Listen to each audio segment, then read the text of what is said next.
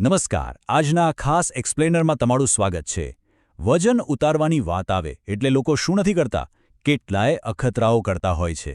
પણ આજે આપણે સમર્પણ વેઇટ લોસ ક્લિનિકના ડૉક્ટર નિતેશ પટેલના માર્ગદર્શનમાંથી એક એવું સિક્રેટ ડીકોડ કરવાના છીએ જે સાવ મફત છે, એકદમ નેચરલ છે અને સીધું તમારા રસોડામાંથી જ મળે છે. ચાલો બહુ જ સરળ ભાષામાં સમજીએ ગરમ પાણીનું આ વિજ્ઞાન. મોંઘા ડાયટ પ્લાન, જીમ મેમ્બરશિપ અને એની પાછળ ખર્ચાયેલા હજારો રૂપિયા. રિઝલ્ટ? ઘણીવાર માત્ર ને માત્ર નિરાશા. પણ જરા વિચારો, જો રસોડામાં જ આનો કોઈ મફત ઉકેલ પડ્યો હોય તો? બિલકુલ, આપણે વાત કરી રહ્યા છીએ ગરમ અથવા નવશેકા પાણીની. આ એક સાવ સિમ્પલ લાગતી વસ્તુ વધારાની ચરબી ઓગાળવામાં કેવો કમાલ કરી શકે છે તે આજે આપણે ડિટેલમાં સમજીશું. આજના આ વિશ્લેષણમાં આપણે આખી પ્રોસેસ સમજીશું. શરૂઆત કરીશું સૌથી સરળ ઉકેલથી, પછી જોઈશું તેની પાછળનું વિજ્ઞાન, શારીરિક ફાયદાઓ, સાચી રીત અને સમય, રિઝલ્ટ ડબલ કરતા તત્વો અને છેલ્લે સૌથી અગત્યની કેટલીક ખાસ સાવધાનીઓ. તો ચાલો આગળ વધીએ. તો શરૂ કરીએ આપણા પહેલા અને સૌથી મૂળભૂત મુદ્દાથી. ગરમ પાણી એ સૌથી સરળ ઉકેલ આખરે કેમ છે? હવે આ જુઓ, આપણું શરીર 60% કરતાં વધુ તો માત્ર પાણીનું જ બનેલું છે. એટલે વિચારો કે જો આટલા અગત્યના તત્વને આપણે યોગ્ય તાપમાને શરીરમાં દાખલ કરીએ તો એ અંદર જઈને એક શક્તિશાળી જડીબૂટી જેવું કામ આપે છે અને સીધો જ એટેક કરે છે જમા થયેલી ચરબી પર.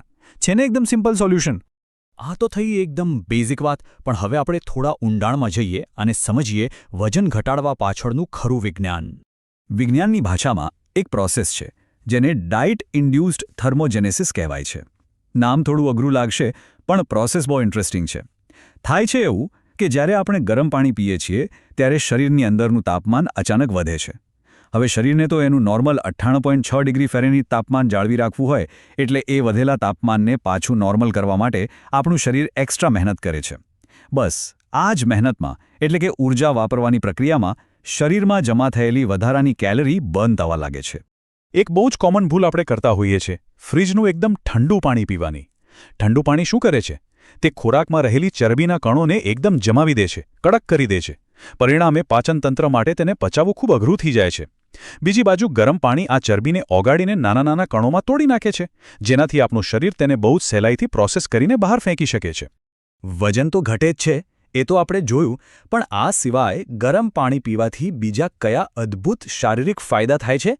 ચાલો એના પર એક નજર કરીએ. જો સવારે ઉઠીને ખાલી પેટે ગરમ પાણી પીવામાં આવે તો તે તમારા મેટાબોલિક રેટને લગભગ 30% જેટલું બૂસ્ટ કરી શકે છે. સાદી ભાષામાં કહીએ તો ખાધેલા ખોરાકનો એનર્જીમાં કન્વર્ટ થવાની સ્પીડ વધી જાય છે, એટલે તમારું શરીર આખો દિવસ પહેલાં કરતાં વધુ ઝડપથી અને અસરકારક રીતે કેલરી બર્ન કરતું થઈ જાય છે. અને આ ફાયદાઓ માત્ર કેલરી બર્નિંગ પૂરતા સીમિત નથી. ગરમ પાણીથી પરસેવા અને કિડની દ્વારા શરીરના ઝેરી તત્વો બહાર ફેંકાય છે, જેની સીધી અસર ત્વચા પર દેખાય છે. ચહેરો ગ્લો કરવા લાગે છે. સાથે જ આંતરડા ક્લિયર થવાથી જૂની કબજિયાત પણ ગાયબ થઈ જાય છે. જમતા પહેલાં ગરમ પાણી પીવાથી પેટ થોડું ભરેલું લાગે છે, જે આપણને ઓવર ઇટિંગ કરતાં અટકાવે છે. અને હા, વધારાનું સોડિયમ દૂર થવાથી શરીર પર આવતો ખોટો સોજો એટલે કે વોટર રિટેન્શન પણ નોંધપાત્ર રીતે ઘટે છે. હવે ફાયદા તો સમજી લીધા, પણ આ બધું ત્યારે જ કામ કરે જ્યારે એની સાચી રીત અને સાચો સમય ખબર હોય. તો હવે એના પર ફોકસ કરીએ. આ એક આઈડિયલ રૂટીન છે જેને ફોલો કરી શકાય.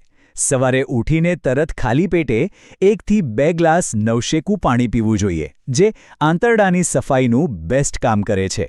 પછી બપોરે અને રાત્રે જમવાના 30 મિનિટ પહેલાં 1 ગ્લાસ પાણી લેવું, જે પાચન રસોને એક્ટિવેટ કરે છે. જમી લીધાના 45 મિનિટ પછી 1 ગ્લાસ પાણી પીવાથી પાચન એકદમ ઝડપી બને છે. અને રાત્રે સૂવાના 30 મિનિટ પહેલાં માત્ર અડધો ગ્લાસ. આનાથી રાત્રે ઊંઘમાં પણ ફેટ બર્નિંગ ચાલુ રહે છે. પણ એક ગોલ્ડન રૂલ હંમેશા યાદ રાખવાનો: જમતી વખતે કે જમ્યા પછી તરત ક્યારેય પાણી ન પીવું, નહીંતર તે તમારી પાચન અગ્નિને સાવ ઠંડી પાડી દેશે. અત્યાર સુધી આપણે સાદા ગરમ પાણીની વાત કરી, પણ જો તમારે પરિણામ જલ્દી અને બમણું જોઈએ છે તો શું કરવું એ પણ સમજી લઈએ. આપણા રસોડામાં જ એવી ઘણી વસ્તુઓ છે જેને ગરમ પાણીમાં ઉમેરવાથી કમાલ થઈ શકે છે, જેમ કે લીંબુ. તેમાં રહેલું પેક્ટિન ફાઇબર અને વિટામિન સી ચરબી કાપવાનું કામ કરે છે. જો ડાયાબિટીસ ન હોય તો થોડું મધ ઉમેરી શકાય, જે વર્ષો જૂની જિદ્દી ચરબી દૂર કરવામાં મદદ કરે છે. આ સિવાય આખી રાત પલાળેલું જીરું સવારે પાણીમાં ઉકાળીને પીવાથી પાચનતંત્ર એકદમ મજબૂત બને છે અને જો ગેસ કે એસિડિટીની તકલીફ રહેતી હોય તો અજમો અથવા વરિયાળી નાખેલું પાણી જબરદસ્ત રાહત આપે છે. આ બધું સાંભળીને કદાચ તરત જ પ્રયોગ શરૂ કરવાનો મન થઈ જાય, પણ થોભો. કેટલીક ખાસ સાવધાનીઓ અને હકીકતો જાણવી ખૂબ જ જરૂરી છે. કોઈ પણ નવી વસ્તુ અપનાવતા પહેલાં સેફટી ફર્સ્ટ. સૌથી પહેલી વાત, પાણી ક્યારે ઉકળતું ન હોવું જોઈએ. બસ નવશેકું અથવા હૂંફાળું હોવું જોઈએ, નહીંતર ગળામાં બળતરા કે અલ્સર થઈ શકે છે. બીજી વાત, પાણી હંમેશા નિરાતે નીચે બેસીને ધીમે ધીમે ઘૂંટડો ભરીને જ પીવું. જો ઊભા ઉતાવળમાં પાણી પીશો તો ભવિષ્યમાં સાંધાના દુખાવા માટે તૈયાર રહેજો. અને હા, જલ્દી પાતળા થવાની લાયમાં દિવસનું 5 થી 7 લીટર પાણી પીવાની ભૂલ ન કરતા. રોજના 3 થી 4 લીટર સુધી જ લિમિટ રાખવી, જેથી આપણી કિડની ઓવરલોડ ન થાય અને એકદમ સુરક્ષિત રહે. અને આ એક બહુ જ ગંભીર ચેતવણી છે. ગરમ પાણી ક્યારેય ભૂલથી પણ પ્લાસ્ટિકની બોટલ કે પ્લાસ્ટિકના ગ્લાસમાં ન પીવું જોઈએ. થાય છે એવું કે ગરમીના કારણે પ્લાસ્ટિકમાંથી માઇક્રોપ્લાસ્ટિક્સ અને ઝેરી કેમિકલ્સ છૂટા પડીને સીધા પાણીમાં ભળે છે, જે લાંબા ગાળે કેન્સર જેવી ગંભીર બીમારીઓ નોતરી શકે છે.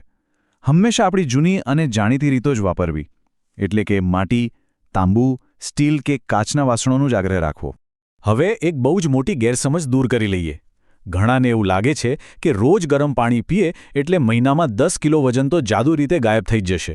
તો મિત્રો, હકીકત એ છે કે ગરમ પાણી એક કેટેલિસ્ટ છે, એટલે કે એક સહાયક તત્વ છે. જો તમે રોજ જંક ફૂડ ખાતા હો, કોઈ એક્સરસાઇઝ કે શારીરિક પ્રવૃત્તિ ન કરતા હો, તો માત્ર ગરમ પાણી કોઈ ચમત્કાર નહીં કરે. સાચું અને કાયમી વજન ઘટાડવા માટે ગરમ પાણીની સાથે સંતુલિત આહાર અને થોડી ઘણી કસરત તો જોઈશે જ. આ બાબતે સમર્પણ વેટ લોસ ક્લિનિકના ડૉક્ટર નિતેશ પટેલ બહુ જ સચોટ વાત કહે છે કે વજન ઘટાડવું એ એક ધીમી પણ મક્કમ પ્રક્રિયા છે. તેમાં ધીરજ, યોગ્ય આહાર, ફિઝિયોથેરાપી અને સાચા માર્ગદર્શનની જરૂર પડે છે.